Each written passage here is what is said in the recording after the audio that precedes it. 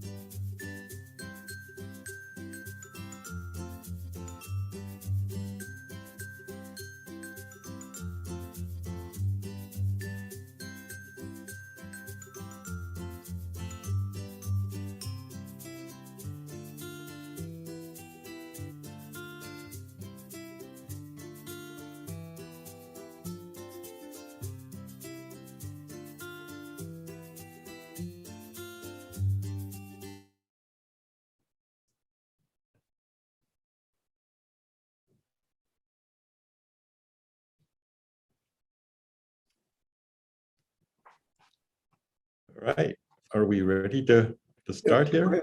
Go ahead. Okay, good afternoon, everybody.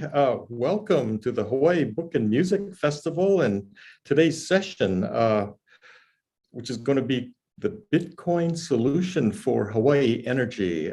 Extremely interesting topic, one that I didn't even know were related to each other, but we have an excellent speaker here. His name is Nathaniel Harmon. He is a graduate of the University of Hawaii with a master's degree in marine geology and geochemistry, and he's been involved in Bitcoin since 2013. He founded Blockchain Solutions Hawaii and also created the Blockchain Help Desk and provides consulting and educational services here in Hawaii, as well as other areas. And without any further ado, let me turn it over to you, Daniel. Take it away. Hey, thank you, Sterling. And yeah, let me share my desktop. So I think this is, yeah, so thank you, Sterling. And thank you, Roger, for putting this whole thing on. I know how much work goes into organizing a conference. or convention. I've done work with the Democratic Party of Hawaii and organizing graduate symposiums. Yeah, so the topic of the presentation is, Bitcoin energy in Hawaii. My name is Nathaniel Harmon, and I founded Blockchain Solutions Hawaii back in 2018, and we specialize in Bitcoin layer 2 software development. So Lightning Network things, side chains, which if you think about Bitcoin as like the internet, side chains are like the website equivalent. And we do zero knowledge asset security, where we can take someone from zero knowledge to being able to safely and securely securing their own and self-custodying their own assets. And we do consulting and business integration. A lot of major companies have a Bitcoin strategy, and everyone in Hawaii should as well. So before we get started, it's important to know what this presentation is not. This is not a Bitcoin 101. This is not a subjective discussion on what is and is not a productive use of energy. This is going to be mostly an energy talk. So outline split into two parts. Part one is going to be solely focused on energy and Hawaii. And, we'll talk about some of the issues facing Hawaii's 2045 energy goals. And then part two, we're going to talk about Bitcoin and give you some background into, how Bitcoin mining works and the economics that flow from that. And we hope to answer the question of, well, does or can Bitcoin help or hinder our energy issues? So starting with energy economics, we're going to give you a really basic, crash course. Fossil fuels. Most people have a pretty good understanding of fossil fuels, and it's that the capital expense of a fossil fuel infrastructure are going to be a lot less than the operational expense over the lifetime of that infrastructure. It's relatively cheap to build a new coal or petroleum-fired power plant, but then over the course of that, plant's life, the cost of the energy, the coal or petroleum, will end up eclipsing that capital expense. Now, renewables are the opposite, where it's really, really expensive to initially build that resource, the hydroelectric dam. But once you build it, well, the water is flowing, the river flows for free, and the wind blows and the sun shines, right? You don't have to pay for that. And there's two types of renewable energy. So there's dispatchable energy and non-dispatchable. Dispatchable is going to be your firm supply, your base load, things like hydropower, geothermal energy, or more controversially, nuclear energy. And dispatchable renewable sources are an economy of scale. So here we have a little cartoon of plant size versus the energy cost, what you would pay. So the smaller the plant, the higher the end consumer energy price is going to be. But the bigger the plant size, you start a massive reduction in, you see a massive reduction in consumer energy price. And just like with any infrastructure, you don't build these things for what you need today. You build them for an anticipated future demand. Now, for fossil fuels, this isn't really a problem because it's mostly operational expense. So if you don't need the total capacity of the plant, you just simply don't purchase the petroleum or coal and don't burn it. But for things like dispatchable renewables, well, the river's still flowing and the geo is still thermal. So this leads to an idle capacity. So even if you build the large plant, having that idle capacity is going to push you back up the hill. Now, your non-dispatchable sources of energy are going to be your wind and your solar and your wave. And these are intermittent, right? And we know this because the sun only shines half the day. The wind's not always blowing. And they have an economy of scale where the bigger you build, the cheaper the energy is. But you also require, extras like you need storage and smart grid. And this again pushes you back up the hill. So how does Hawaii consume energy? You know, we've got the residential section, commercial, industrial, and then of course the big piece of the pie is transportation at 56.6%. And that's pretty much evenly split between ground, air, and ground and marine, and then air. So that's how we consume it. How do we produce it? Well, we know that the goal is 100% renewables by 2045. And that means here's a little graph of how we produce the energy that we consume. You can see the vast majority comes from petroleum and coal. And so this means that if we want to meet our goal, we're going to end up having to replace 75.2% of our current production. Now, another goal is to replace our combustion engine ground fleet, right? You know, cars moving away from petroleum and gas to electric vehicles. This means we're also going to have to add that in. So when we adjust for ground transport, we end up with around 84% of the way to go. Now, as far as our current renewable portfolio, so back in 2019, renewable production was around 20.3%. And that's split between dispatchable and non-dispatchable. So for dispatchable sources of energy, we have bioenergy, so that's things like ethanol, biodiesel, landfill, and sewage-based digester gas, agricultural, animal residue waste, and municipal solid waste, the green bin. And of course, we have some hydropower. Now, the vast majority of our renewable energy comes from non-dispatchable sources, your solar and your wind.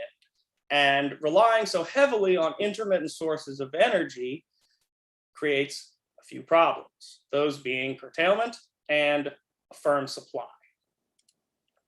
Now, curtailment is pretty simple. It's an imbalance between supply and demand.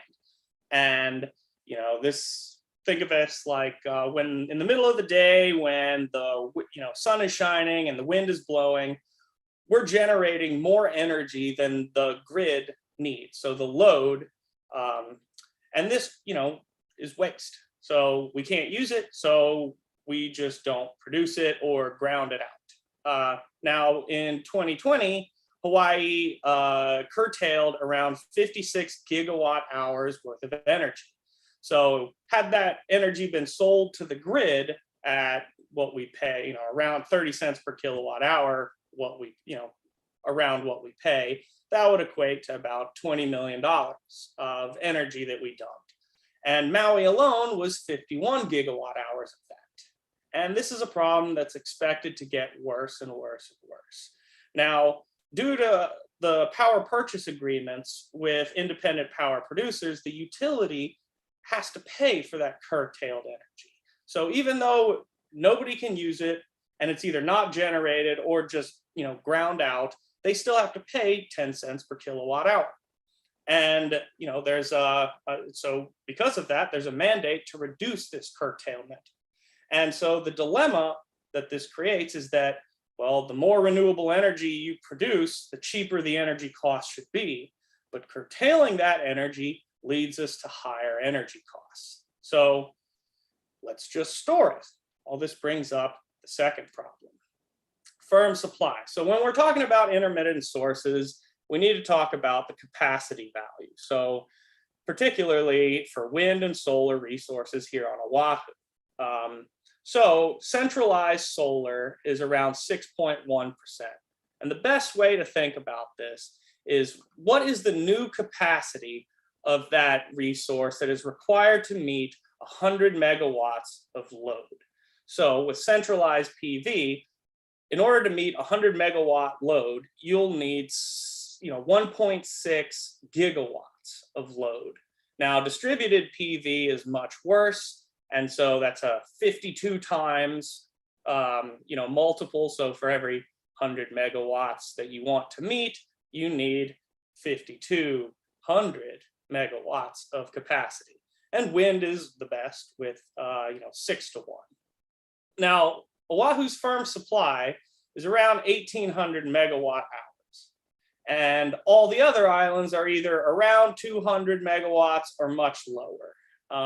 And this has led our utility company to conclude that even with an abundance of renewable energy resources, the power system must have a complement of firm dispatchable thermal resources. And these thermal resources will be fueled by liquefied natural gas. And let's see why. So, since I'm here on Oahu and I live here, let's talk about one of my favorite snorkel spots and dive spots. Let's talk about E Beach.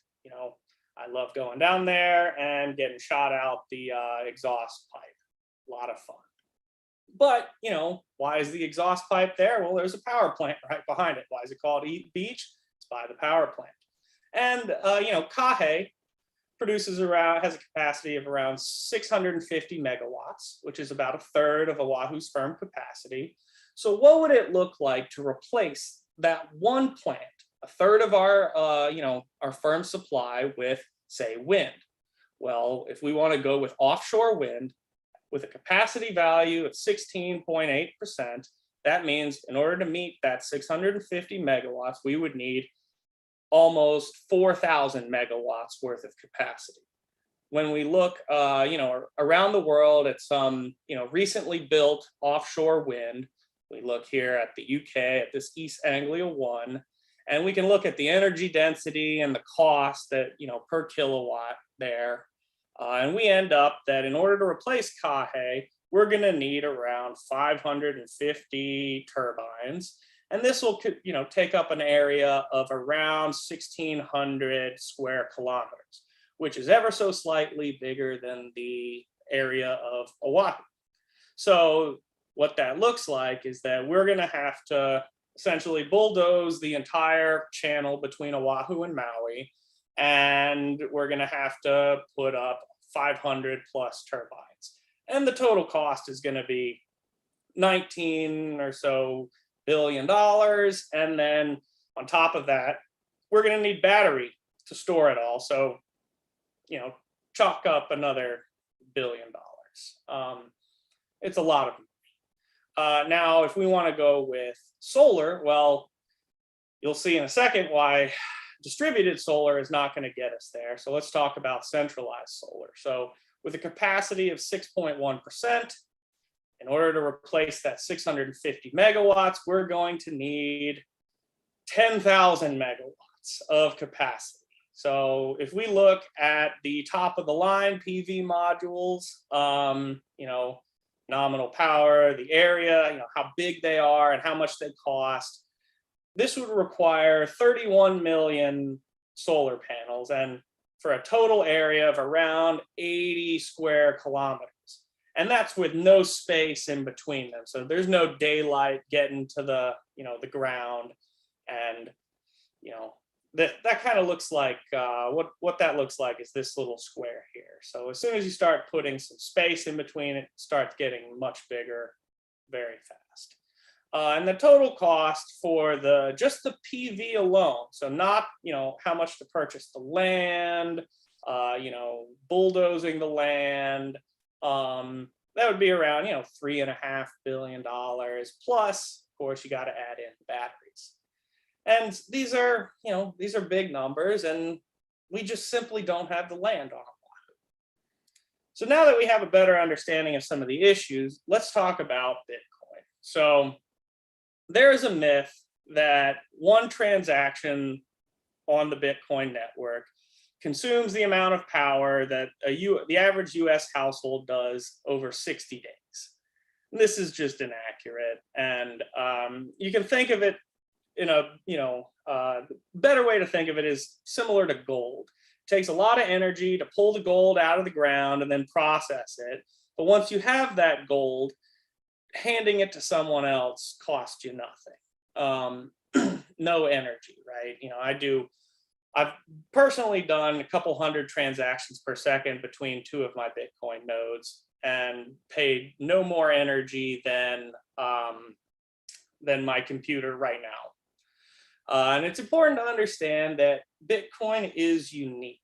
So it's in a class of its own. Lumping Bitcoin and other cryptocurrencies together is disingenuous, and it's usually done by people who are trying to sell you something else. Now, a differentiation needs to be made between capital B Bitcoin and little b Bitcoin. Capital B Bitcoin is the Bitcoin network, and that's composed of 4 separate parts. There's a consensus mechanism, there's the blockchain database, there's a peer-to-peer network, and then there's the token, the Bitcoin token. Now, you might hear people say, oh, I'm not a big fan of Bitcoin, I'm a big fan of blockchain. Well, blockchain is just a type of database. And it's a type of database that had absolutely no use for the 30 years before Bitcoin came along. A blockchain is only as secure as the consensus mechanism that secures it. And Bitcoin has the proof of work as its consensus mechanism. So when people say, oh, the real technology is blockchain, that's false. The consensus mechanism, the proof of work, is the real technology. And I'd be willing to entertain questions about it, but proof of stake is another competing consensus mechanism.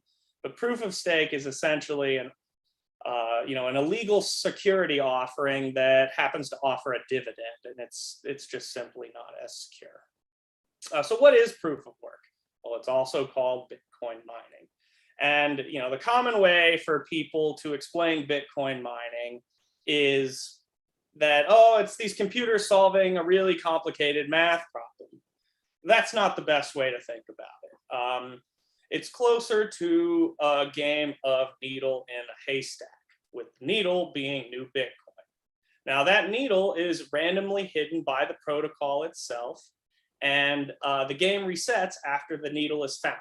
So just like this guy, if he finds the needle in the haystack, he'll pull it out, present it. He can show it to all the participants, and it's very hard to find that needle. But once you have the needle, it's very easy to prove that you've done the work of finding it. Everybody can, all the other participants can just look at it and say, oh yeah, he found it. Let's reset the game. And so that's the proof of work. Now, the size of that haystack is adjustable, and it's done, again, automatically by the protocol. Now, the haystack size is targets around a 10-minute game time. So regardless of how many people are searching through this haystack for the needle, the haystack size adjusts so that the game takes around 10 minutes. So the more people that are searching, the larger the haystack. The less people that are searching, the smaller the haystack. Now, just like this guy who's looking for a needle, he's going to have a support team to bring him water and food. Well, searching for the Bitcoin needle also requires energy. And so the larger the haystack, the more energy that is, expended to look for that needle. And when we talk about, security, that energy is the security of the Bitcoin blockchain. And Bitcoin is by far, many orders of magnitude, the most secure database, not just in cryptocurrency, but in the entire world. People often say things like, oh, Bitcoin isn't backed by anything, but it's that energy that you have to expend that does back Bitcoin. It's backed by the fundamental currency of the universe. Now, some basics about the energy economics of Bitcoin mining. It is complementary to renewables. So it has the operational expense is much greater than the capital expense. And this is pretty, this is easy to understand. The machines themselves that do the mining are much cheaper than the lifetime cost of the energy to power them. And once you put power into a computer, that that energy has to come out somewhere, and it does so as heating, and it creates heat. So this means that your operational expense is pretty much entirely powering and cooling those miners. And this means that the profit from mining Bitcoin is solely dependent on the cost of energy. In 2019, Bitcoin used around 61 terawatt hours, and 2020, it's about 100 terawatt hours. And when we look at a distribution of miners around the world, we see that they gravitate naturally to cheap energy and cold temperature. So here's two tables of those major Bitcoin mining regions. And what we see is a bifurcation between areas with a lot of renewable energy. So the renewable penetration, how much of that region's energy is derived from renewables, versus, you see the bifurcation between almost 100% and almost none. And so when we look at each of those regions weighted against their total hash power, in 2019, the renewable distribution of Bitcoin mining, the whole network, was around 38%, which is about double Hawaii. And it's actually getting even higher now. And so recently, China banned Bitcoin, and as of this month, they have around 0% of the total mining hash power. And China was one of the dirtiest mining regions, and so getting rid of them, and they've now moved to places, Texas for the solar. So now that's pushing the renewable percentage to around 50%. So why is Bitcoin beating the state of Hawaii in renewable? Well, we can actually look to China for the answer to that. So before China banned Bitcoin, there is an interesting phenomenon called the Great Bitcoin Migration. There are two major regions of Bitcoin, or were, in China. There's the Sichuan and Yunnan province, which gets most of their energy from hydroelectric power, and then Inner Mongolia and Xinjiang, which are in the north, which get most of their energy from the cheap coal that they mine. Now, during the course of the year, the miners would physically pack up and move based on where it was more economically viable.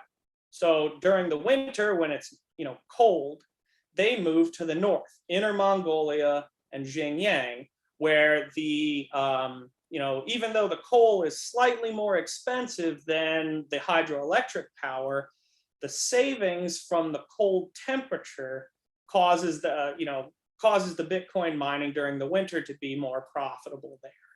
Now, during the rainy season, all these miners pick up and move to the Sichuan and Yunnan provinces to take advantage of all the excess electricity generated from the rainy season. And this is because Bitcoin functions as the ideal buyer of last resort. So they can provide a dispatchable demand. So during the rainy season, these hydroelectric plants are producing way more energy. They have way more energy than the region actually needs. So the Bitcoin miners come in and say, hey, we'll buy all of that excess energy. We're not going to give you the full, retail value, but we'll buy it because anything is better than nothing at this point. So Bitcoin allows for 100% revenue generating energy use. Now, how does this work with curtailment in Hawaii? So let's look at Maui's oversupply between, the curtailment just from oversupply from Q1 2020 through Q2 2021. And, this is based on the average curtail power purchase agreement of around 10 cents per kilowatt hour, which, because that utility has to pay for it, they paid around $6.75 million between Q1 2020 and Q2 2021 for energy that was not provided. It was just waste, and they spent $6.75 million doing that. Now, what would happen if we developed a model where we looked at what would happen if, instead of dumping that energy that they're already paying for, what if they had used Bitcoin mining to recoup some of that lost revenue? So, the model, we subtract your cooling costs and, sunlight adjusted and a Poisson distribution of mining revenue. And we came up with, two general models. There's the Bitcoin that's sold at the time of production. So as soon as you produce Bitcoin, you immediately convert it to US dollars and sell it. And you can do that through futures contracts. And the first ETF was traded on the first Bitcoin futures traded ETF on the New York Stock Exchange this week. And it turns out that, so this Bitcoin sold at the time of production is going to be this green line. And it turns out that if they had mined Bitcoin, instead of just dumping the energy and leaving the money sitting on the table, they would have made about, $8.75 million with a recovery rate of about 130%. So it would have been more profitable to do this than, dumping it. Now, the second way you can think about this is, well, let's say instead of selling it at the time of production, you hold it, like on your treasury balance, similar to how Tesla holds Bitcoin on their treasury balance, or MicroStrategy, or now El Salvador does. Had they held that Bitcoin, that's going to be this orange line. I call this the HODL method. And back in June, the price in June was around $36,000, $37,000, somewhere in that range. Had they held that Bitcoin, it would have been worth $20.1 million back in June, and now obviously that number has gone up. It's almost double that now. So let's go back to the Oahu problem. So what are our options to solve the firm supply of Oahu? So, well, nuclear. So, well, even if we get, the mythical thorium reactor and, it works and we can build one, we can't do it here in Hawaii, because in the off chance that something happens that we're not aware of, there's no fallout. There's no fallout zone. So nuclear can't work. Now, from where I'm sitting, it looks like the current strategy to replace our firm energy supply is gravitating towards bioenergy, right? Things like, ethanol or solid waste, right? Now, bioenergy is a carbon-based energy source. And, at a high level, the solution to our carbon burning problem just can't be burning more carbon. They use creative accounting methods to say that, oh, bioenergy is carbon neutral, because if I burn it over here and then plant a tree over here, that cancels out. But the problem is that, you got the land use changes, the nutrient use, you have to cultivate it, you have to cut down trees, you have to process it into energy, then you have to move it across the ocean to get to us. It ends up not being much better than natural gas. But bioenergy is classified as renewable energy, countrywide at the moment. Now, geothermal, right?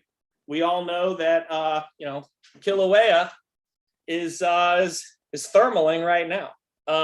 So the Big Island has quite a bit of geothermal energy. Maui, a little bit less. Now, the problem with geothermal energy is the political palatability of it. You know, the Puna plant had it was enough of a headache to get that built. So the question is whether is it politically palatable to exploit all of the Big Island and Maui's potential geothermal energy to feed Oahu? And then of course you have to cable them, and that has a lot of cost to it. I'm not sure. Could it? Yes, possibly, but I don't think it's going to happen. Hydropower. Well, we don't have a river here, but Kauai is doing the pumped hydro, which is super cool. It's a Sisyphusian task, but the question on Oahu is where do you put it? Again, we don't have the land. Now, when I look at the state, I don't see land. I see ocean, right? So what are our ocean resources? Well, we all like to talk about waves, and wave energy is super cool. But even if we were to site all of Oahu's shoreline segments, we're still coming up short. It only equates to about 17% of the energy demand that we need. And again, this is, wave energy is a intermittent resource. So then you have to, get batteries for it. The other option is something called ocean thermal energy conversion.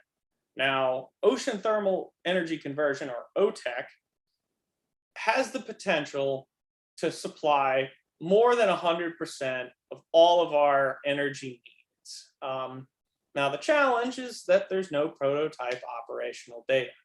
But let's look a little bit closer. So what is OTEC? Well, OTEC is a technology that was first proposed around 150 years ago, and the first plant was built 100 years ago. This was unfortunate because it was about around the time that we discovered oil in the Middle East. So that didn't pan out.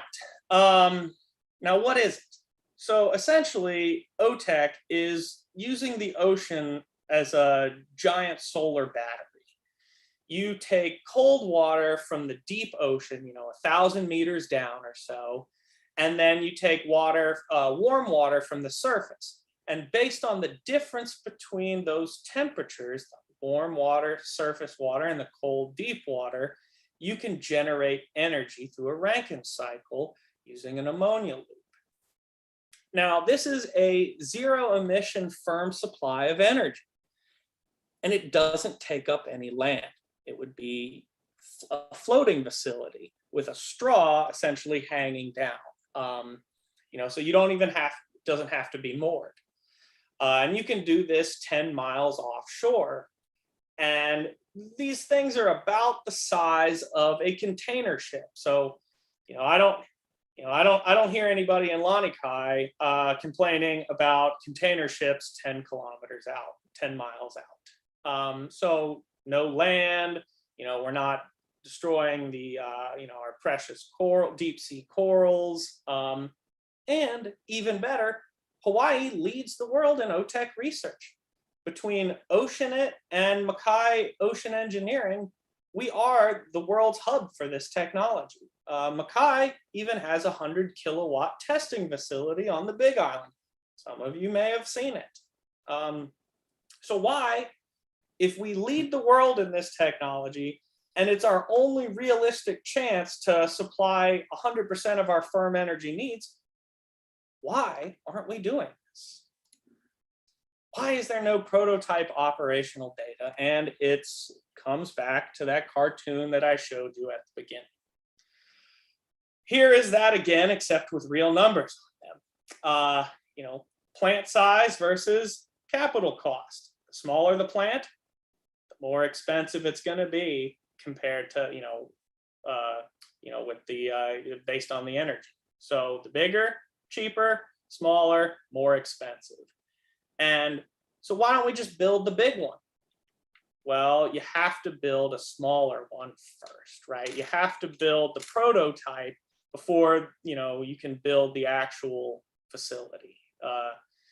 And this is where the problem is that the small plants, between 1 and 20 megawatts, these prototypes, they have never been shown to be profitable. We're talking about if you built one, the energy cost to you, the consumer, would be somewhere between 50 cents and $1. And I'm mad enough at paying 30 cents per kilowatt hour. So I'm definitely not going to pay more. And that's why they don't get built. No one's going to invest $200 million in something that's not going to be profitable. Now, when you look at the large plants, the 50 to 100 megawatts, well, we're talking about energy costs from 6 cents per kilowatt hour to 22 cents per kilowatt hour. That sounds good to me.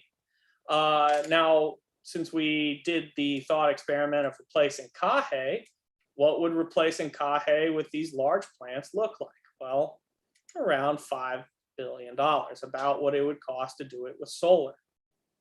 So we have this chicken and the egg problem. In order to get the chicken, you have to have the egg. So we came up with an egg solution. So I was working with Richard Argall over at Mackay Ocean Engineering, and we were discussing a 20 megawatt OTEC plant ship. And we did this, because if we attach it to shore and sell the energy to the grid, we're looking at 50 cents to $1 per kilowatt hour. No one's going to pay that. So we optimize for Bitcoin mining and doing 100% of the energy for Bitcoin mining. Said, well, if nobody's going to pay for it, it's not even worth connecting it to the grid in the first place. So, and what's interesting is that Mackay already had plans for an integrated data center on one of these things. They tried to make it work, but data centers just simply aren't profitable enough. So we can integrate Bitcoin mining directly into the plant ship on board using the cold water supply for cooling the machines. This means that when you're mining Bitcoin, you don't have to pay for half of the costs, your cooling costs. And with no grid connection, you can have a grazing plant.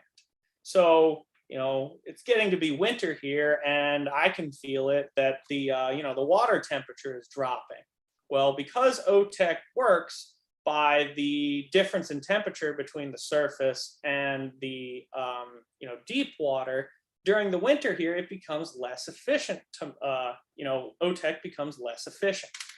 So instead, since we're not connected to the grid, we can have this OTEC plant just floating around, following the sun's equatorial plane.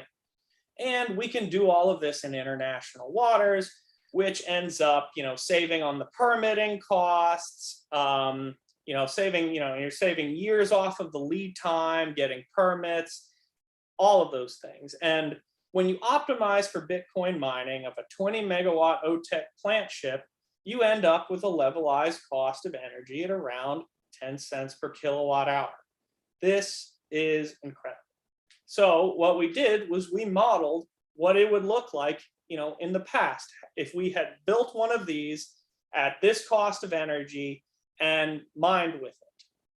So we have the two models. We have the immediate sale model, and the blue line is going to be your capital expense, how much it costs to build. And then the orange line here is going to be the Bitcoin profit, having sold that Bitcoin as soon as you mine it. And we chose a couple of starting dates, before a major jump in price, after a major crash in price. And, these two are major crashes. This one is right before. So, regardless of when you started doing this, this was always profitable to do at 10 cents per kilowatt hour. Now, the fun one is the HODL method. This is where, again, you hold the Bitcoin that you produced, everything above that 10 cents per kilowatt hour, you just hold it. Well, had you done that in 2016, you would have paid for 10 of these facilities already. If you had done that 2017, you would have paid itself off. And again, all of these graphs end before, at around $36,000. So, now it's even more. And so, people have been trying for decades to make OTEC profitable. They've tried integrating secondary product production, like using the energy for ammonia or desalination or a whole host of other things. But the issue with all of them is that they sacrifice efficiency of the energy production by using an open cycle process.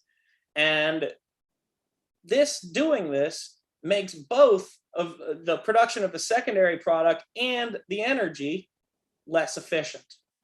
Now, this model, this represents the first reliably profitable secondary product that can be integrated into closed cycle OTEC without an efficiency loss. And if this can be done with a smaller plant, due to the economy of scale, the large plant stands to be the single most profitable method of production for both Bitcoin and energy in general in Hawaii. The end goal would be to have a fleet of the large ships, providing Hawaii's base load, while onboard mining farms provide a reverse battery to soak up all the energy.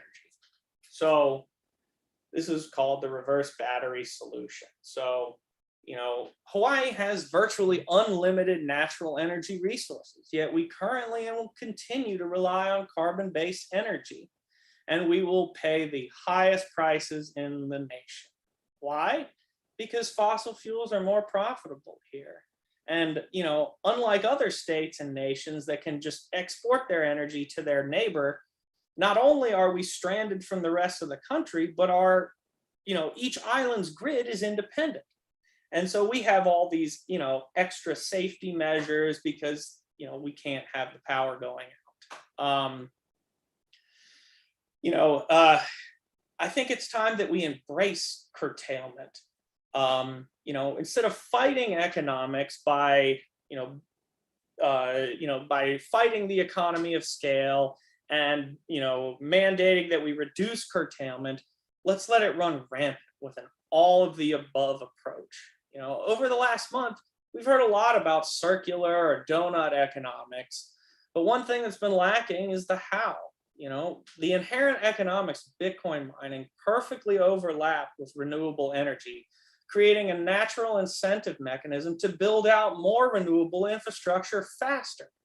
Using Bitcoin mining, we can harness the power of the wind and the waves and volcanoes and sun and ocean, turning it into economic energy to fuel our transition. And then, of course, in the process, we're creating a new major industry that brings money into the state and brings the cost of energy down for everyone. And at this point, this may be our only option. This exact solution has demonstrated to work over the last 10 years. It's worked in Iceland, the Pacific Northwest, China, El Salvador, and Texas now. I talked to a lot of mining companies, and they're building 720 megawatt solar farms using this exact method. But with most things, we're going to fight it and then embrace it only after we've already squandered our natural advantage. So what can you do? Well, the easiest thing would be to integrate dispatchable Bitcoin mining into our integrated demand response portfolio plan. We can reopen the net energy metering program, which I'm in, and instead of having it feed back into the grid, because Bitcoin is distributed, these mining farms don't have to be geographically centralized. You can have a single mining unit in a home, each home with solar panels, all working in concert together. Integrating this with updating our curtailment storage forecasting with this, the Build Back Better plan, when and if it gets passed, will provide a lot of money to the state. And this is this is something that we should really look into. And thinking about renewable energy plus Bitcoin mining, it's the biggest investment opportunity this state has had in decades at this point. We're leaving money on the table, and if we really want to meet our goals, we need to be looking at all of the above. So thank you.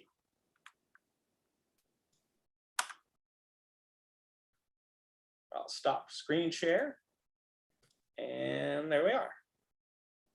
All right, thank you very much. I guess at this point, we can entertain some questions. Here's one. With all the limitations of that the state has placed on cryptocurrency in Hawaii, what can we do to encourage their buy-in? Well, there's no, there's no laws in place right now to discourage Bitcoin mining in general. And a lot of the laws that we have in place are, beneficial, because in this industry, there's a lot of scams. Virtually everything besides Bitcoin is a scam. The HECO is already paying for the energy. There's almost nothing stopping them from using that curtailed energy to mine Bitcoin. I mean, I know back in the day we would mine Bitcoin in our graduate offices, graduate school offices. But yeah, there's nothing stopping us at this point.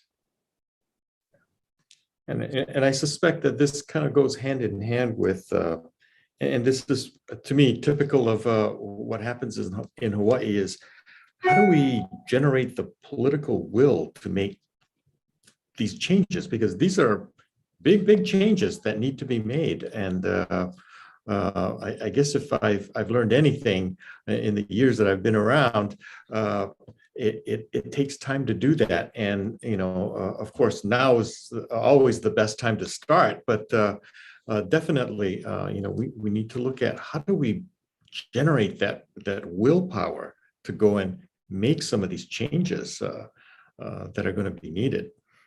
Well, the good thing about this, using Bitcoin mining to solve our energy problem is it's an economic solution to an economic problem. And so, there's nothing preventing us at the state level, HECO at the state level from doing this, nothing. And so, and we've been trying for years to find the right economic incentive to generate more renewable energy, right? So, once you can demonstrate that, yes, this will be profitable, the natural incentive mechanism, that's circular economics, where you generate more energy, mine Bitcoin, take the profit to generate more energy, to mine more Bitcoin. It's a self-reinforcing loop. It's a positive feedback cycle. So this is a solution that can work even with the dysfunction in Congress, because it's a boardroom issue at this point. Interesting. Yeah. And of course, a lot of it's going to be based on education, and getting these people to understand, the concepts that you're putting forth probably are very foreign to them. And so, definitely we're going to need an educational process. Here's an interesting question. If this becomes common practice worldwide, doesn't the value of Bitcoin go down? So historically, no. No, the value, the more institutional support, because it's a hard cap. So Bitcoin, there's only 21 million Bitcoin in existence. And they haven't been, you have to find there's 18 million or so in circulation now. Another, 2.5, 3 million that haven't been found. No, that would be the opposite if it becomes common practice worldwide, which is an inevitability at this point, the price would go up. But I really hate talking about price. That's the one thing, you know, my business doesn't do, is we're not financial advisors and we don't sell Bitcoin. Right. Yeah. So maybe economically, it would be the velocity of it would increase and therefore increase in value. Yes. Yeah. You know, I guess you know, what happens if the question would be is, well, let's say we start doing this, and what happens if the price goes down? You know, doesn't it become less profitable to do that? Well, remember back to the haystack, if the price goes down, it becomes less profitable to mine Bitcoin. So the miners that are getting and have higher energy costs will drop off first, because it's less profitable for them. But because, you know, we're talking about curtailed energy, which by definition has no cost, it's a negative marginal cost. Or we're talking about OTEC, which you're not paying half of your operational expense.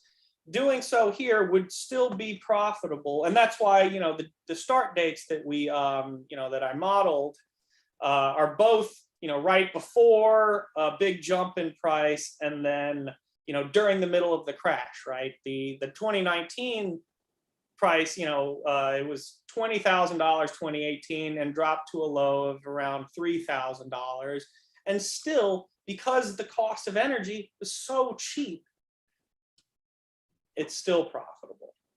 Mm-hmm. Mm-hmm. Yeah, interesting. Right. How about changing the topic a little bit? What about the broadband requirements? If we were to start doing this, what would it do to our broadband requirements? So now this is the difference between Bitcoin mining and running a data center in general. With Bitcoin mining, the broadband is nothing, right? You're not the only thing that you are really broadcasting is a block that you find, right? Once you've solved the you found the needle, you broadcast that to the network. That's really the only data you need. Now, in these blocks that you find to add to the blockchain through the mining process, you bundle a bunch of transactions together, but these transactions are very small. So Bitcoin mining doesn't have the same data requirements as running a data center would. So if we're doing this in the middle of the ocean, the Starlink is way more than enough data that that you would need. Yeah. So it's more, I guess, using computing power as opposed to network power. Exactly. Yeah, Now, and that's where the energy use comes from, when you have to increase the amount of horsepower that you need to do the mining. Exactly. Okay, yeah. Okay, so I see one more question. When all the Bitcoin had been mined, what will happen to the profitability of a paired OTEC Bitcoin mining plant? So the last Bitcoin won't be found until 2140. So we've got a good runway. But long before that ever happens, the fee market will take over. And even in the past, there have been a number of blocks where the total fees in the block are larger than the new Bitcoin that's found. So the reward for finding a block is twofold. There's the fees that are attached to transactions, which are placed there, voluntarily by people to say, hey, you should include my transaction in the next block. So that's half of the block reward. The other half is the new Bitcoin. And the Bitcoin network functions, best thought of as an international settlement network. You and I in the future are not going to be doing transactions on the base blockchain. You will be doing things on layer 2, which is what my business specializes in. And so the main chain will be for, large, international businesses transferring money to other countries, or, bundling many transactions together and sending them all as one. So you can have, long before the last Bitcoin is mined, you'll be, the fee market will have already taken over. So it's not something that really ends. It continues in perpetuity. Mhm. Yes. Oh. Wow. It's been interesting. Yeah. Thank you very much. It's it's a very timely subject to bring up, and definitely something that needs an educational push, for the average person out there. Definitely something we ought to be thinking about. So, Nathaniel, thank you very much. Really appreciate that. That's a great presentation that you brought on here. Well, thank you. And thank you for moderating. And there's Roger. Thank you, Roger. Well, this is the second time I've heard it. It's absolutely fascinating. And I have one question, which is, what's the timeline for establishing OTEC on this kind of scale?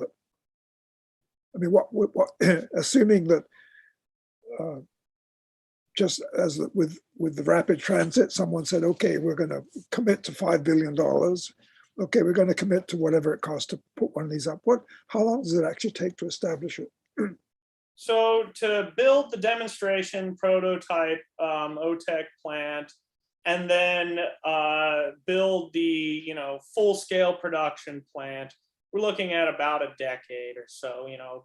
The lead time on the prototype for solely for Bitcoin mining, the small-scale version, it's 2 to 3 years or so, because you don't have the permitting overhead. But the larger one would be, once that's built, looking at a lead time of around 4 to 5 years on a 100 megawatt. But once those are built, once the 20 megawatts built and the 100 megawatts built, then you start getting the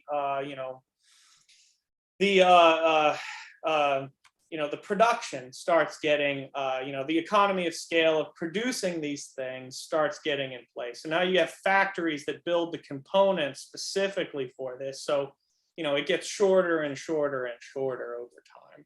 So it's basically just in time for our goal. Yeah, exactly. Yeah. But you called it a boardroom decision. Is it not possibly not a political decision as well? So for the 100 megawatt, locating it here, that has political, that there would be a permitting process, right? You have to have the cable to, to the island.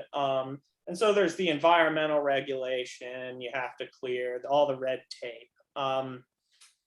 But, you would assume that because we're not using the land, we're not, bulldozing the side of one of our mountains. I don't foresee it being, as politically unpalatable as some of the other options. Well, it could be that 5 years from now, we'll be facing a lack of decision about meeting the stated goals, and we have to do something in a hurry. Yeah. Anyway, we're getting speculative here. So I think we should leave it at real rather than speculative. But thank you very much. I think it was a terrific presentation, and I hope it has a real impact. And, thank you. And I much enjoyed it. Thank you so much.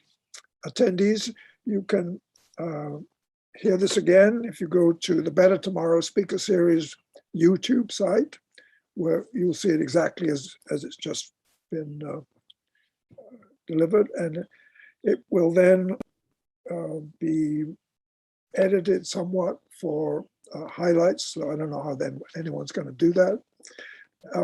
And that will be on our website for at least a year. So again, thank you, Nathaniel. Thank you very much. Aloha.